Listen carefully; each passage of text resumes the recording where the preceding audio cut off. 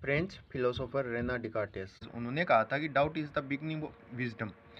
जो डाउट है, जो कन्फ्यूजन है, वो तुम्हारे विजडम की शुरुआत है। उन्होंने ऐसा इसलिए कहा कि जब तक हम डाउट नहीं करेंगे, हम दूसरी चीज़ों को जानने की कोशिश नहीं कर रहे होते, सिर्फ उनको एक्सेप्ट कर लेते हैं बिना जाने समझे। डाउट तुम्हें नई चीज़ें जानने का मौका देगा। तुम मान लो 10 लोगों में खड़े हो, कोई ऐसी बात हुई जो तुम्हें नहीं समझ में आई, लेकिन तुमने उसको एक्सेप्ट कर ली क्योंकि तुम डाउट नहीं करना चाहते। तुम्हें बताया गया कि डाउट करना तो बुरी बात है, गलत चीज़ है, इसलिए तुम सवाल नहीं पूछोगे। और डाउट तुम्हारे मन में आया, तुम उसको क्लियर करो, वरना तुम्हारे फिर ओवर ओवर थिंकिंग होगी, एंजाइटीज़ होगी, बहुत सी प्रॉब्लम होंगी।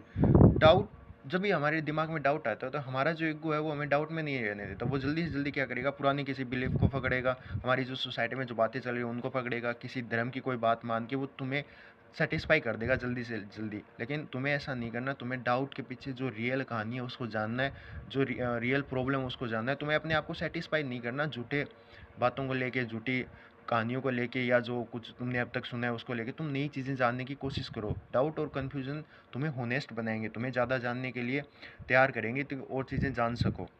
तो ज़्यादा डाउट में इतना भी नहीं रहना कि तुम डाउट के चक्कर में बर्बाद होना शुरू हो जाओ। डाउट करो, चीज़ों को जानने की कोशिश करो,